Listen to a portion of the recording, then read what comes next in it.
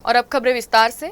अमरावती से शिवसेना ठाकरे सांसद अरविंद सावंत अमरावती के दौरे पर थे। इस दौरान उन्होंने मीडिया से बातचीत करते हुए विभिन्न विषयों पर अपने विचार व्यक्त किए। उन्होंने बावनकुले के साथ साथ बीजेपी की नीतियों की भी अपने अंदाज में आलोचना की, साथ ही बच्चू कडू पर भी निशाना साधा। शिवसेना ठाकरे गुट के सांसद अरविंद सावंत अमरावती के दौरे पर है और इस दौरान उन्होंने मीडिया से बात करते हुए विधायक बच्चू कडू पर जमकर निशाना साधा।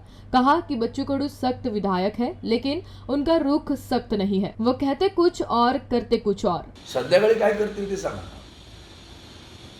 माननीय बच्चू कडू एक तडफदार आमदार आहेत, परंतु भूमिका कधीही ठाम नसते। सरकारवर ताशेरे मारत असताना अनेकदा बाहेर पडेल, आज जाईल, बाहेर पडेल, पडत नाही बरं का।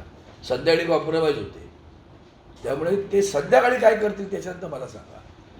एखादी ठाम भूमिका घेतली आणि ते उभे राहिले, राजकीय भूमिका म्हणतो, सामाजिक भूमिका त्यांच्या चांगल्या आहेत। अपंगांच्या वगैरे बाबतीत ते जे काही काम करत असतात, दिव्यांगांच्या बाबतीत ते अतिशय उल्लेखनीय आणि चांगलं आहे। पण राजकीय भूमिका त्यांनी घेतलेली मला दाखवा, आणि ती त्यांनी ठामपणे तशीच्या तशी राहिली, असं कधीच घडलं नाही बच्चू कडूंच्या बाबतीत। त्यामुळे त्यावर भाष्य करण्याची फार गरज आहे असं मला वाटतं।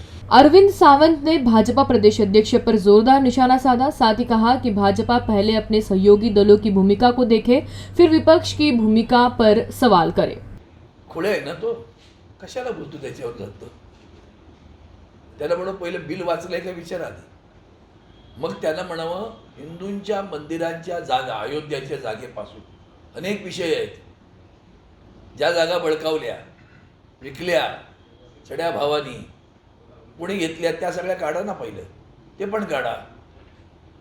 हिंदूंच्या मंदिरांबद्दलच्या संदर्भातली सुद्धा तुमच्या भूमिका कळल्या पाहिजेत। आणि तुमच्या सोबत आज तेलुगू देशम पार्टी आहे, तिची भूमिका काय? त्यांनी हिंदुत्व स्वीकारले का? त्यांचा जो जाहीरनामा आहे निवडणुकीतला, तो जाऊन जरा बघा। नितीश कुमारांची भूमिका काय, त्यांचा जाहीरनामा बघा, आणि मग इतरांना सुचवा की ज्यांच्या सोबत तुम्ही सरकार स्थापलेत ना, त्यांना हिंदुत्वाची भूमिका कितपत मान्य आहे ते पहिलं सांगा, आणि मग बाकीच्यांबद्दल बोला। बुल्ढाना में सरेआम पिटाई का वीडियो वायरल होने पर उन्होंने महाराष्ट्र में कानून व्यवस्था पर भी सवाल उठाया। तो व्हिडिओ व्हायरल झालेला पाहिला मी। कायदा आणि सुव्यवस्था महाराष्ट्रात आहे का पहिला प्रश्न, आणि असलीच तर ती स्वकीयांसाठी आहे की नाही हे सांगा पहिल्यांदा। म्हणजे तुमच्या सोबत असलेला आमदार जाहीरपणे सांगतो हातपाय तोडा आणि माझ्याकडे या, मी टेबल जामीन देईन, त्यावर यांनी काय कारवाई केली असता काय? तुमच्या सोबतचा आमदार पोलीस स्टेशनच्या आवारात पिस्तुलातून गोळ्या झाडतो, त्याची पुंगळी पण मिळते, त्याचं शस्त्रसुद्धा आजपर्यंत तुम्ही त्याच्याकडनं घेतलं नाहीत किंवा त्याचा परवाना रद्द नाही केला, अशा लोकांवर तुम्ही काय कारवाई केली?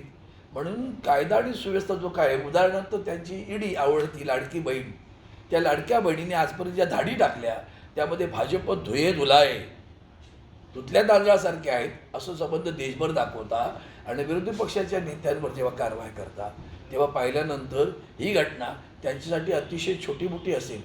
आणि म्हणून ह्या महाराष्ट्रानं नेहमी, आता काल वक्फ बोर्डाचा कायदा आणला, त्याच्यावरनं इंट्रोडक्शन फक्त केलं आहे, त्याच्यावरनं हिंदू मुस्लिम करायचं आहे। म्हणजे मूलभूत जगण्याचे जे प्रश्न आहेत त्या प्रश्नांकडे दुर्लक्ष करायचं, त्यासाठी हे सगळं चालू असतं त्यांचं।